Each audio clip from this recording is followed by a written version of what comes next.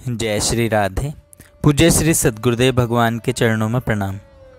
पूज्य श्री भाई जी कहते हैं, नाम जप का फल अवश्य होता है, परंतु जैसा चाहिए वैसा नहीं होता। दंभार्थ नाम लेने वाले भी संसार में पूजे जाते हैं, उनके पापों का नाश भी होता ही है, परंतु अनंत जन्मों के संचित और इस समय भी लगातार होने वाले अनंत पाप श्रद्धा रहित नाम से पूरे नष्ट नहीं हो पाते।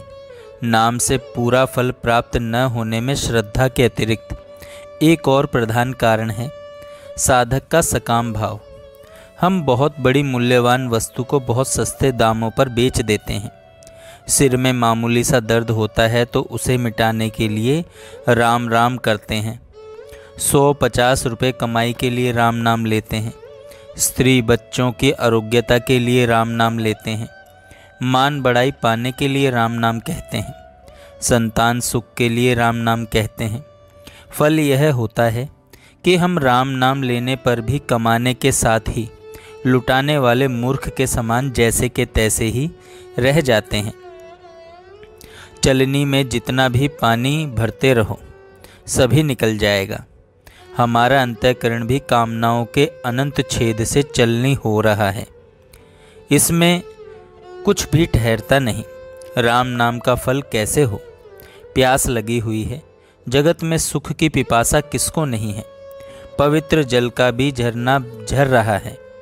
राम नाम के झरने का प्रवाह सदा ही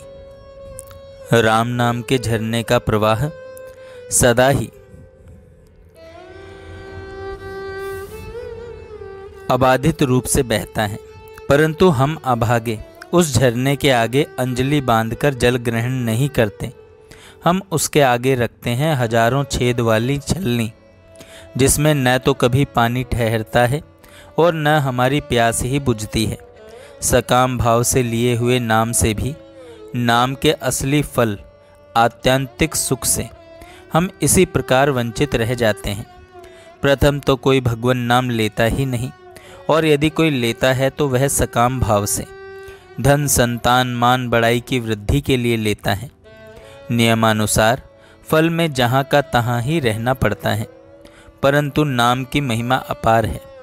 इस प्रकार लिए हुए नाम से भी फल तो होता ही है, सकाम कर्म की सिद्धि भी होती ही है और आगे चलकर भगवत भक्ति प्राप्त होती है। जब इन पंक्तियों का क्षुद्र लेखक सकाम भाव से नाम जप किया करता था, तब कई बार उसकी ऐसी विपत्तियां टली हैं जिनके टलने की कोई भी आशा नहीं थी। केवल वह विपत्तियां ही नहीं टली, उसका और भी फल हुआ। नाम में रुचि बढ़ी और आगे चलकर निष्काम भाव भी हो गया। भगवान नाम लेने का अंतिम परिणाम है भगवान में एकांतिक प्रेम हो जाना। एकांत प्रेम होने के बाद प्रेम मय के मिलने में जरा सा भी विलंब नहीं होता। जैसे ध्रुव को और विभीषण को राज्य की भी प्राप्ति हुई और भगवत प्रेम की भी। इसलिए शास्त्रों में चाहे जैसे भगवान नाम लेने वाले को भी बड़ा उत्तम बतलाया गया है। भगवान ने गीता जी में इसलिए अर्थार्थी भक्त को भी उदार और पुण्यात्मा बतलाया है, और अंत में मद भक्ता यान्ति मामपि कहकर चाहे जिस प्रकार भी भगवत भक्ति करने वाले को अपनी प्राप्ति कही है। क्योंकि सकाम भाव से अन्य सब की आशा छोड़कर, अन्य सब का आश्रय त्याग कर केवल भगवान की भक्ति के परायण होना भी बड़े भारी पुण्यों का फल है। अतएव सकाम भाव से भगवान के नाम ग्रहण करने वाले लोग भी बड़े पूज्य और मान्य हैं, परंतु उनको सकाम भाव की प्रतिबंधकता के कारण नाम के वास्तविक फल नामी के प्रेम की या स्वयं नामी की प्राप्ति में विलंब अवश्य हो जाता है। इससे यह सिद्ध हो गया कि नाम से फल तो अवश्य होता है, परंतु अश्रद्धा, अविश्वास और कामना के कारण उसके असली फल की प्राप्ति में देर हो जाती है। यदि साधक इस अपने दोष से होने वाली देरी का दोष नाम पर लगाकर उसे अर्थवाद कहता है तो यह भी उसका अपराध है। जय श्री राधे। जय श्री राधे। पूज्य श्री सद्गुरुदेव भगवान के चरणों में प्रणाम। पूज्य श्री भाई जी कहते हैं, नाम जप का फल अवश्य होता है, परंतु जैसा चाहिए